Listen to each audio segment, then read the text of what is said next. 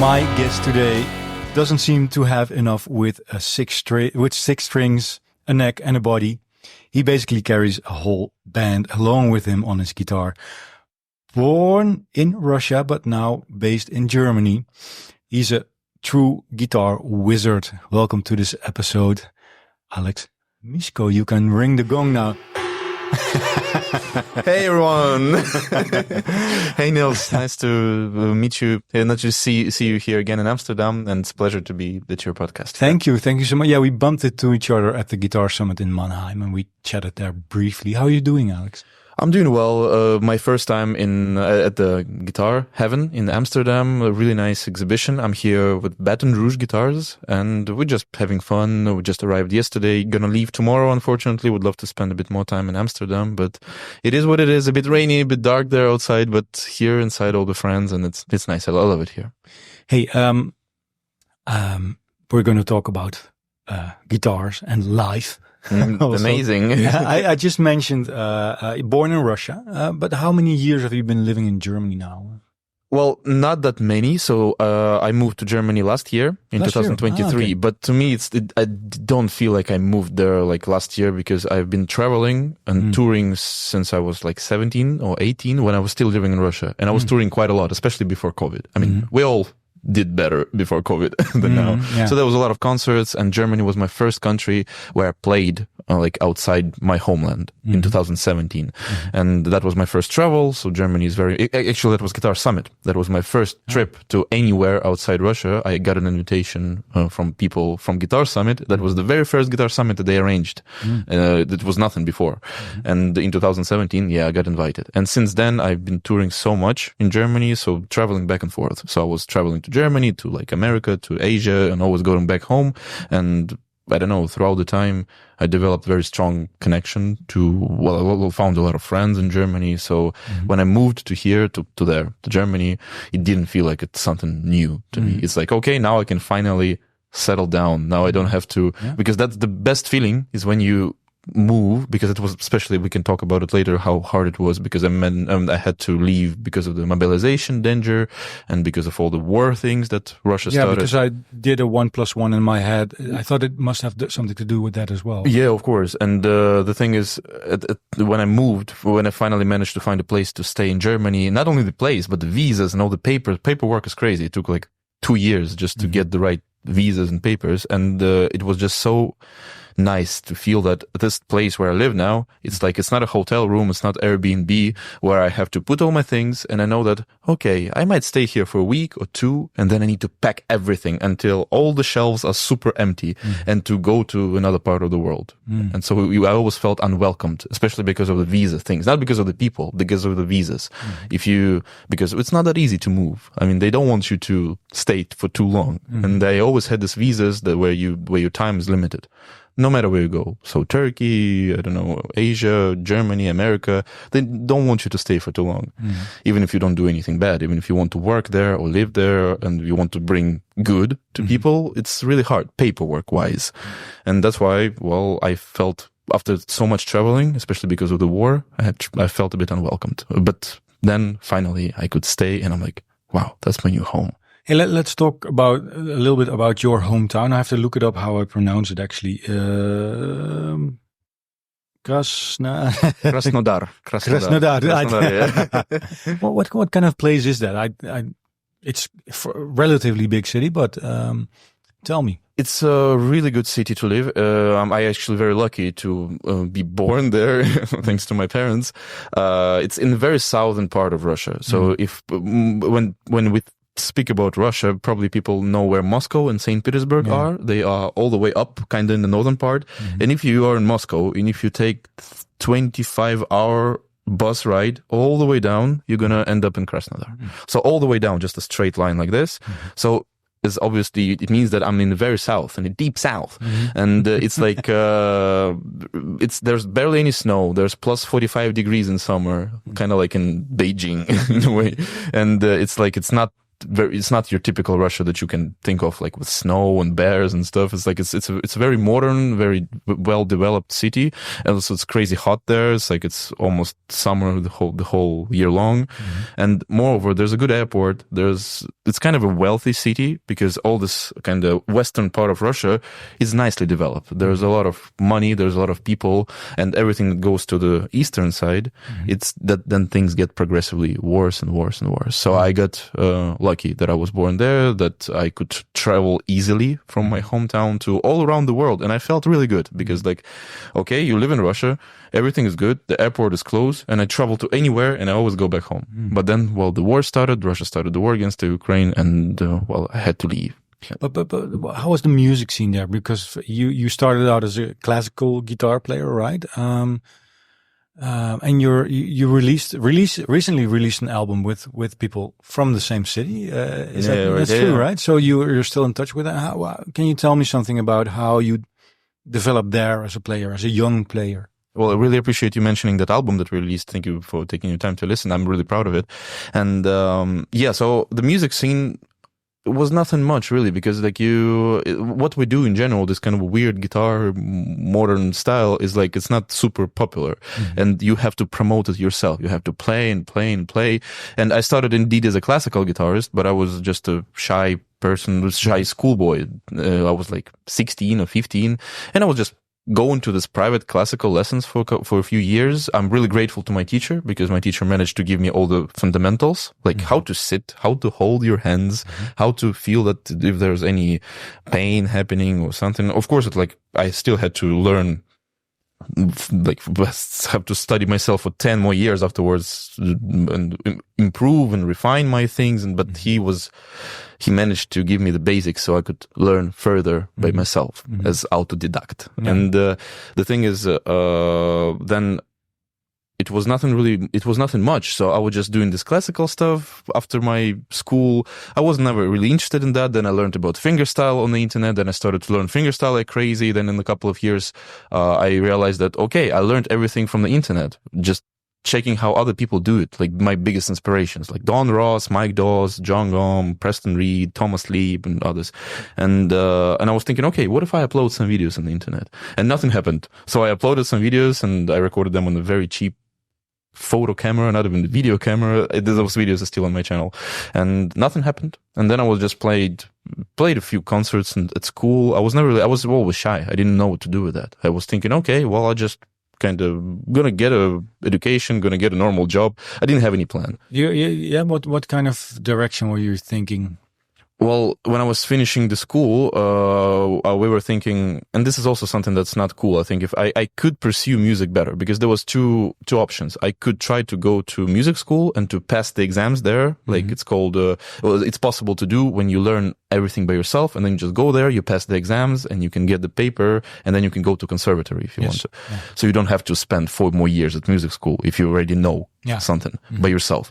But me and my parents and me decided that, well, probably it's a bit too sketchy. I mean, what a musician would do, it's an unstable job, blah, blah, blah. I know I talk with many guests about the role of parents at crossroads like this. And it's quite important. The thing is, what I find important is that they don't wish you bad. It doesn't mean that they don't believe it. It's just because it means that in their times, indeed, becoming a office worker was indeed much more stable. But the times have changed, but their perception of the world didn't, and it's normal. But what did you feel about that advice? Like, okay, you know, they want the best for you, but at the same time, your heart must have kind of pushed you in a different direction. Like, was it a dilemma for you maybe? Like, well, you're right that my heart was pushing me into the music direction, but I just followed not really their advice. I just didn't know what to do. And I was thinking, okay, well, the easiest would be, I was kind of really good with English at that time. And I was thinking, I'm just going to go study linguistics. Because after I still have 4 years to decide what to do afterwards. If I don't find anything else to do, I can just be a private English teacher, something like that, which is, probably not that bad. But during that time, when I was studying in the university, obviously I had thousands of opportunities to stop doing music because it was just a hobby at that moment. But I was still doing videos. I was still playing. I still had like a couple of concerts in Russia. So it was really hard to promote. I was playing this kind of small bars for like 10, 15 people. I started to build some following. So some people started to get to know me, but it was just, you could not sustain anything. There was no money in it. There was no prospects, no ambition about it, because it's extremely hard to promote this kind of music. There was just no audience. I felt like nobody's interested. And like, okay, well, but the internet is big enough to find people who are actually interested in that. And well, my story basically starts from there, where I realized that there's no reason to play concerts in my hometown, but it's better to focus on doing videos. Even though I was studying linguistics at that time, I still was putting a lot of efforts into producing videos, into recording music, uploading it on the internet. And then after like 50, 60 videos, a couple of videos went viral on Facebook, on YouTube. I started to get my first offers to play in other countries, and then slowly but surely connections. And that was my story. But again, it's like, unfortunately, it's really hard to apply this story to now, because it was in 2016, 17. Yeah. Internet has changed. YouTube has changed. But okay, let me think, because you're studying and basically following your parents' advice, but at the meantime, also following your heart by uploading videos, playing music, and opening it up to the world. So that slowly progressed into something like, okay, now it's an alternative to linguistics, and let's really go there. Kinda. That wasn't really my parents' advice. It's like we kind of decided on it together. And you gotta understand that I wasn't ambitious at all. I wasn't like, no, we're gonna be fighting for that. I want to do music. I was like, whatever. I don't know what to do. It's like, I was thinking like, do some music. Am I like the best to ever do it? No. Are there any money in it? Not really. What to do with that afterwards, even if I finish music school? Do I really want to work as a music teacher at the music school for like very little money? I don't know. So it was like, I was just following the stream, I was just follow how it's called. Well, when I just go with the flow, let's say. That's the right expression. So like, whatever happens, I'm just gonna go along. And but the thing is, as I said, what I think I got lucky about is that despite the fact that I could stop doing music at any moment, it was still such a big passion of mine. So I was kept doing that. And the thing is that my parents were always supportive about it. So it's not like we had fights you have to study linguistics and never do music. No, they were always supportive. And then at some point I realized that, okay, I still have a couple of years of university to finish. I had 4 years, and I graduated in 2019. Right before the COVID. And at the same time, in the last 2 years of university, I was mostly traveling. So I was not even attending university anymore, because I realized that, okay, now I get these offers because of my videos. So, to play concerts in America, in Europe, whatever. And I'm like, okay, I have two options now. It's either I tell all these people, you know what, I need to focus on my studies. Let's talk about it in 2 years. But obviously, what happens when you talk to people like that. You become irrelevant at some point. Their offer would become irrelevant in 2 years. I would be like, hey, remember me? We wanted to do something together 2 years ago, and nobody would want to do it anymore, because you got to catch these opportunities right here and right now, even if it feels risky. And I wasn't thinking that deeply about it. I was just like, okay, well, there's an offer. I want to go there. I'm going to go. There's another one. Oh, I want to go there. I'm going to go. And studies. Yeah, I'm going to finish it somehow, some way. I don't have to be the best linguist in the world. And that's how I did that. So I was touring a lot.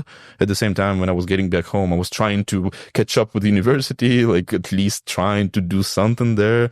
And I managed to graduate. I'm not the best linguist in the world, but I managed to graduate. I have my paper. Yeah. And then afterwards, after I've graduated, I could fully dedicate myself to music. And my parents have always been supportive to this day. You mentioned you uploading these videos. What do you think made you stand out? Because there's, besides, okay, you're a great player. That's obvious. But what do you think helped you in that?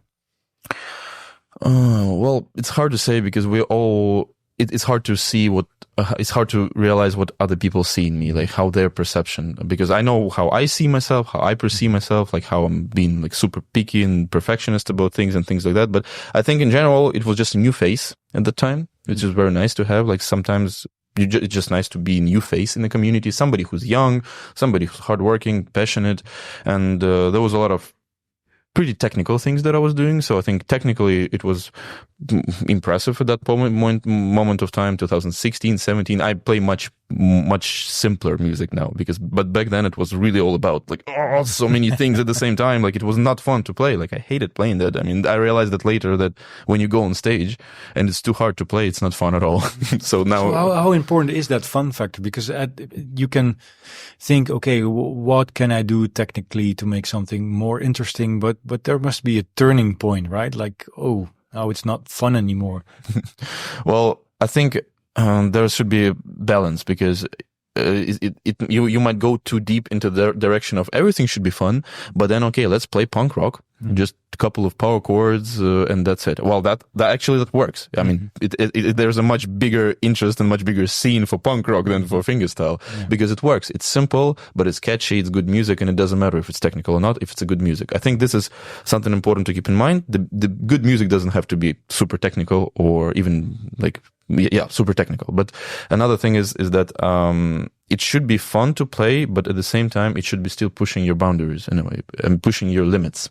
Because okay, you can make everything punk rock, play 3 chords, easy, fun, comfortable.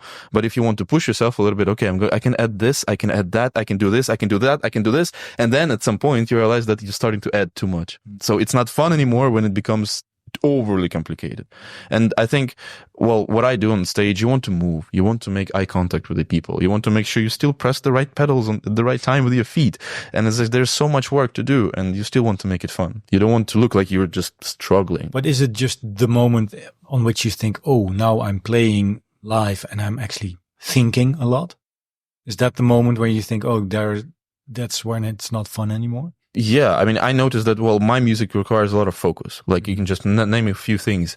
Because when you watch my videos, when you listen to my albums, it's like it's obviously it's a different thing when you go on stage and you have to do everything in one take. So it means the performance should be good. So it means I should practice the song beforehand, right? Yeah. I need to make sure that I stay in correct tuning, that everything is preset in the way how all my tuning systems, all this crazy stuff, everything works. I need to make sure I press the right pedals. I need to make sure that my cables don't fall off or sometimes step on the cable. I need to make sure that I'm moving a little bit, that that it's fun, that it's interesting to look at me. That I'm not just like sitting and not moving, that I want to engage with the audience. I want to make an eye contact. I don't want to like show with my face that it's so hard to play and everything. And all these things. And on top of that, stuff here is still pretty complicated. I realize that most of the time it's like I work on my limit. It's like it's my limits. Like maybe there's some younger people, I don't know, who can do even more and even cleaner, even better. But to me, even that is so hard. There's always something happens. Always something will go wrong. Oh, no matter how hard I practice, no matter how many concerts I will play, it's never perfect. And I'm like, what does that say about you that you say, okay, I want to play on my limit? Like, have you asked yourself that question perhaps? Well, it came to me naturally. It have come to me naturally because the idea is that I have this song in mind with this particular sound and with this particular effects at particular sections of the song, right? So it might be different reverbs, might be different like whatever.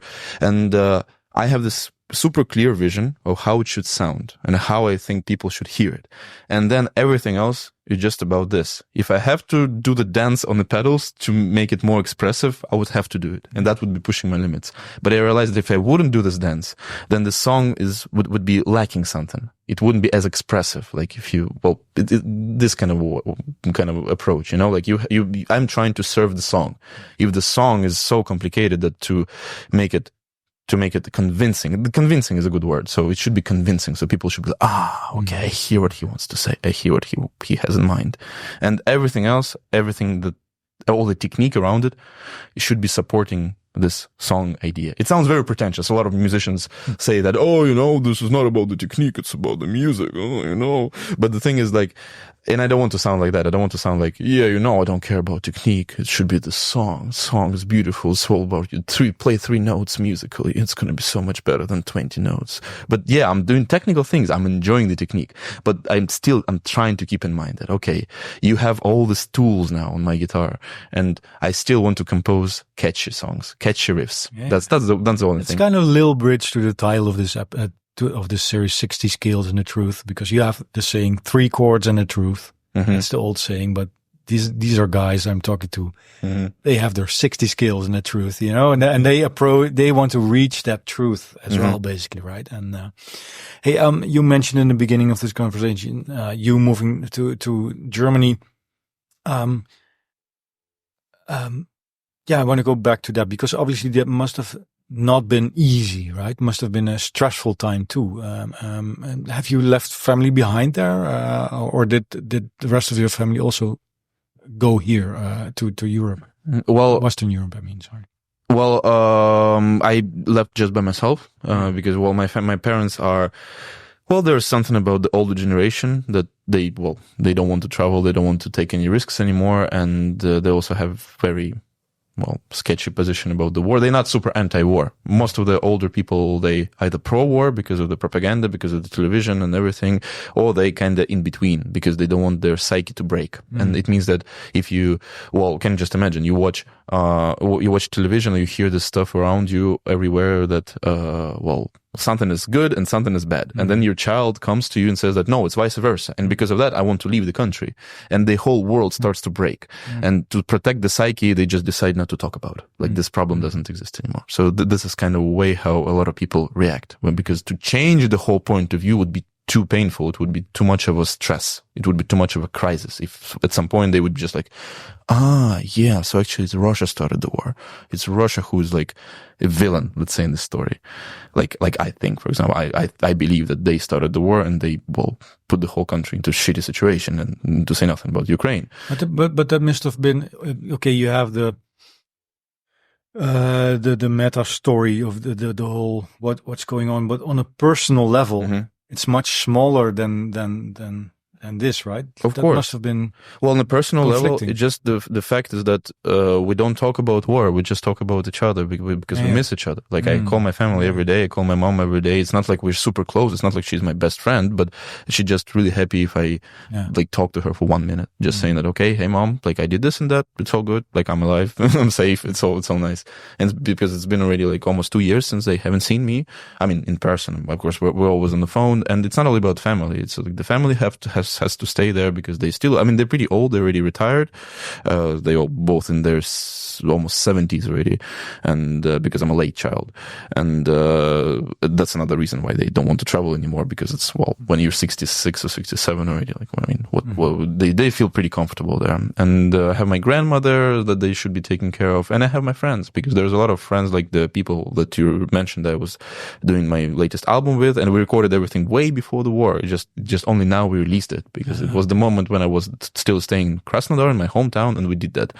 And and I miss them. And I feel like, it would be nice if we all could just see each other at least. And on top of that, there's this personal thing that it's important for me to stay in touch with these people, to keep, to nourish the friendship, even though we're far away from each other. And on the professional level, there's a lot of great musicians that I've been working with. And I think it's a really, really tough and bad time to stay in Russia as a musician, because obviously you cannot travel anywhere. There's no offers for you. In the country itself, there's very little money, very little interest. And it feels like there's a lot of musicians who deserve so much more, who deserve to see the world and to play for the whole world. But because of this, shitty situation, they have to stay there, even if they would want to leave. There's a lot of things that make it hard to leave. Like, I'm just by myself. I have no family, no kids, no job, no job. I have a job. I kind of have a job, but for me, is it a job? This is a job. What's a job? Yeah. And, so for me, it was, of course, it's a still stressful situation. In therapy, it's called a crisis situation, no matter how it goes, because especially if you leave your country, and on top of that, if you leave your country for these reasons, not because you were just, exploring the world and moving to your new girlfriend to another country or something. No, but you just literally cannot stay there because you're a refugee, kind of refugee, like low-key refugee, because nobody's bombing your city at least, but it still doesn't feel good. So you say stressful. What are your stress levels now? Because you've settled down in Germany. Are you kind of relieved? Like, okay, this is my new start, so to say. Because there's quite a lot of opportunities there, of course, as well. Can you tell me something about that? Well, Yeah, I mean, to me, everything is pretty calm now. As I said, I love it here in Germany. I've learned the language. I can communicate with people. There's a lot of friends. There's a lot of opportunities indeed. So I never run out of work, never run out of concerts. I'm thankful to Baton Rouge people, to Klotz people, to Schlagwerk. So all the that's your guitar. That's right? guitar, and also other little things like cables, my drum things, everything. There's so many people who support me, like business-wise and friendship-wise, and I'm really, thankful about it. And but I still miss my family. I still would love to see them sometime. And there's a little bit of conflict because of that, of course. I mean, it's important for me to express the story through my concerts, because like if you haven't, I think you haven't seen me playing live the full show, but there's a song that I dedicated specifically to that feeling, because I don't want What song is that? Well, it's called Home. It's from what's new. It's not published. It's going to be on my new album. And the whole idea for the song was just to make the story a bit more personal, because I could go on stage and, and be like a preacher saying like, war is bad and people don't do that. But I mean, you're a musician. And I think it's much more relatable when I go on stage and I say, yeah, there's a war. That's a really shitty situation. But what's really personal, what's important to me is that there are people that I love that stayed there. Regardless if there's a war or not, I miss these people because they mean something to me. That's a strange thing about shitty situations, that it often brings beautiful music, right? That's something that I found, is that sometimes you have to live life to come up with good music. And live life means going through the most terrible things and the most exciting things, and just live life. Whatever happens, to face the challenges, try to grow, just give yourself time, because there's so many things happening in life. You meet people, you lose some people, there's things like war happening or whatever, and you just like, you were never thinking about it when you were a kid, when you were just trying to compose your first songs. But now you feel like everything makes so much sense, because you can make it so personal, and then you see that people can relate to it. Because even this story about me missing my friends, missing my family, it's like, it's universal. Because, okay, I missed them because of the war, because I had to leave. But other people might find their story in it if they just went abroad to study, and they also miss their family, or whatever other reason.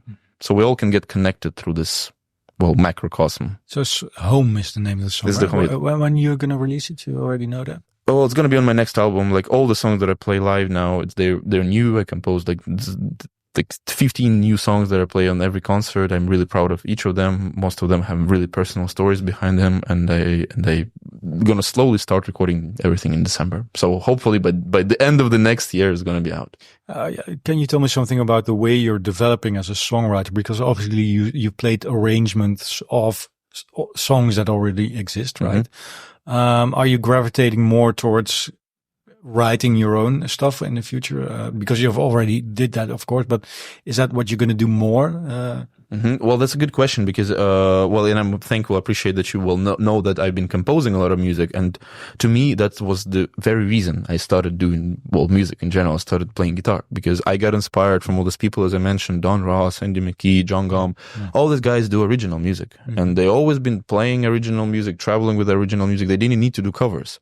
And I started to do covers just because I realized that, okay, they just bring me views on the internet, and I'm like, cool, okay, I'm gonna do more. And this is something I think it's very important to mention, is that I have no personal connection to all the songs. It's like most of the songs that I covered, it's like only one or two that I personally love, because it's like, I mean, why should I cover the song that I love? Because I mean, I'm gonna ruin it. There's a reason for that. The reason that I love the lyrics, that I love the vocal delivery and everything. So that's interesting, because Mike Dawsey was in this series as well, and he said basically the other way around, because he said if you're going to arrange a song as a fingerstyle guitarist, you're going to have to love the song, because you're going to listen to it so much that if you don't like it, you're going to have a hard time. To me, how I handled that is that every song is a vehicle. So you hear some idea in it. You want to you think, okay, I can play bass this way, I can play drums this way, and whatever. So you don't think about music. You think about how to do it technically. And then when everything gets together, like a puzzle, pieces of puzzle get together, you're like, oh, cool, wow, it works, it's fun. I never did it like that in this way, and technically it's interesting. For the song, I mean, it's not like I hate those songs, but I don't care about those songs. It's like, and the thing is, yeah, I arranged the song. I used to. It was a long time ago. All these covers that I did is from 2017, 18. So I was arranging the song, I was recording it, uploading it, and I will never play it again. Never ever. Because like, oh shit, why should I be playing the songs that I don't like?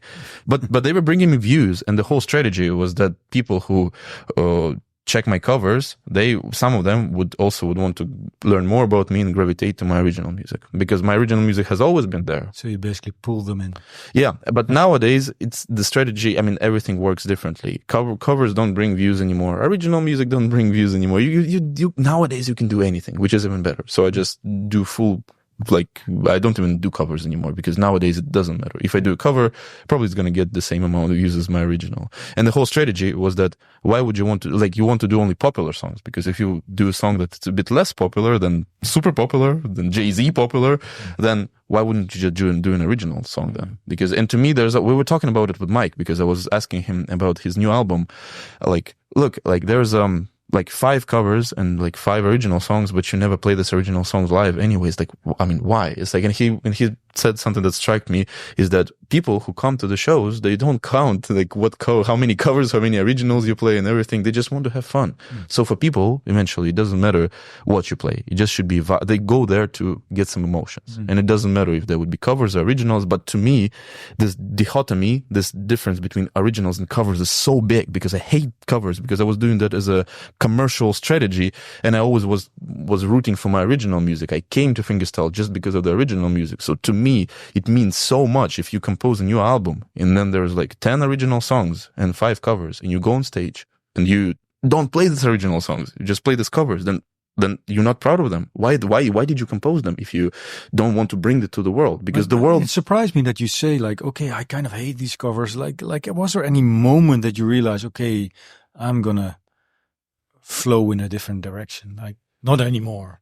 Well, as I said, it's not anymore. I can still do a cover. I'm super open to that. I mean, hate in comparison to original music. Like, if somebody would ask me to do a cover show, like the full cover show, I would never do that. Even if I would lose all my concerts, I would never do that. So it's like, sometimes it's funny that people expect me I mean, the bookers, the organizers of the concert, they were just asking, oh, are you going to play like With or Without You, or like Billie Jean or something? And I'm like, yeah, I might play, or maybe not. So I still can play like 1 or 2 covers, but everything else is originals. And I'm like, I think it's important. I think, well, there's a whole philosophy. The world doesn't need new music, because there's already so much music, and people would be happy to listen to old hits from 70s and 80s until forever. It's not like I'm not criticizing these people. I'm just saying there's so much music, and there's so much good music already. Why do you need new music? What for? No, you don't need it. The world doesn't really need it. But you come here. Wait, pause. Yep, sorry? Pause. Okay. Because I want to think about that. Does the world need music? No. What do I think about that? Because is that true? Like, because that would be the end of everything, basically, right? If we say, oh, okay, we're there already. Let's but we kind of are. We kind of are. Yeah, in a way we are. AI has already taken over all of our creative opportunities, but okay, it's an interesting point of view, at least. Let me land it. Next time we meet, well, I'd love to know what you think. Yeah. But let me just finish the thought, because I really like it. I heard it from another guitar player that I really respect. That okay, the world doesn't need new music, and because and there's also so much new music. There's so much new music happening every day, because now it's so easy to release music. It's like nobody ever in the world would be able to listen to all the music anymore, and that's why you appear as a creative unit with your own music, and you kind of show your balls. You go like, oh, look, this is my idea, this is my music, I'm proud of it, and I'm gonna make you listen to it. Like, even if you would be like, we don't need new music, no, leave it alone, like, let's do some covers, do some cover hits. You're like, no, I believe in that. This is the best music in the world. I believe this is the best music in the world, and you deserve, the whole world deserves to listen to that. And you like pushing it. You gotta be so confident about it. If you are not confident about it, arrange the team of people around you who are confident about it, who would be able to promote that, who would be able to show the other people that, look, this is something worth listening. So this is the logic, because, and I was always trying to do that. Okay, it's hard to do it on the internet because they're just numbers. You think like cover gets 1 million views, original gets 10,000 views. Like, damn, I was believing in that and it didn't work out. But on stage, you have all the time of these people to grab their attention. And this is something so valuable, because when I go on stage, yes, I take risk. I play all the original music, but I know that people are going to like it because I put all the effort. I've learned through all these years of experience that people enjoy it. They just don't know. If people who don't know that, I know that they're going to like it. And it just needs time. And I feel so much more fulfilled, because I said this difference is so huge to me. I feel like if I go on stage and if I ever play the more than 3 or 5 covers, I feel like I'm a jukebox. Why do you go to a concert to listen to somebody playing sub-product of something that's better? This is the whole logic. Like, what, I know only 1 or 2 covers in the world that's better than the originals. Everything else is sub-product to get views. And yeah. Hey, you're gonna have we have to wrap this up, because you're gonna give a workshop here. We can still do like 5 minutes. I'm really sorry. You made me really excited about it. Yeah, no, of course, because no, because I know in a few minutes you're gonna do a workshop. I was wondering about that. What's the message you usually want to bring across, of which you think, okay, if people walk out of this workshop, that's what I want to give them, basically. And inspiration. That's the best word, because I know that what I do now, and even what I was doing like many years ago, it's really, really technical. It's really complicated. So if even when I do weeks of workshops with the same group of people, it's so hard to teach that stuff, because it just takes months. It's complicated. And but the good thing is that nobody should be repeating after me. Nobody should be doing the same exact thing that I do. Yes, I developed this weird Frankenstein guitar with all those levers and drums and blah, blah, blah, but they serve my musical purpose. It's all in my head. It works for me. It doesn't have to work for you or for anybody else. But maybe there are some cool ideas that you can take and you can use in your music and make it better, and make it or maybe take my ideas and if you're an engineer or somebody, that's cool, but I can do it better. I can make it more smooth, or I can make it faster, or I can make it sound better, whatever. And then they take these ideas, take all my ideas and make them better, improve them, make them your own. And that's the whole thing. That's the whole thing about my workshop. So I play something first, something that people probably have never seen before, like with triple tuning stuff, whatever. And then I explain how it works. And then I explain, okay, look, there's my drums here. And then I play another song. Or look, there's a prepared guitar concept where I take a literal DVD or CD, I put it in between strings, and I play the whole song composed around this effect. It's called prepared guitar, when you use foreign objects in between the strings. And then I say, okay, look, I use reverb, delay, and blah, blah, blah, and this to make it sound huge and make it sound super powerful. And maybe for people who never thought that you could do that, they would be just like, well, okay, well, I didn't like the song that much, but this whole idea of putting something in between your strings and realizing that you have such weird new tone, that sounds exciting. I want to try this at home, but not with a CD, but with a piece of paper or whatever. Or drums or something. I can do something myself, not the same, but I can add this type of idea into my own music. Things like that. So just to inspire people, to show them that, look, you can go that extreme. You can do such extreme things with guitar. You don't have to do the same exact thing, but it would be even better if you take the best parts, make them your own, and compose good music about it. Because eventually all that is about music.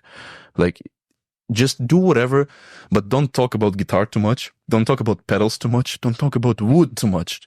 Just play. Put all these efforts into your time with an instrument. Because, well, eventually when you go on stage, people doesn't care which techniques you use, even which reverb pedal you use. If it's in stereo or it's in mono, well, yes, to some extent it's important, but not for the normal people, the audience.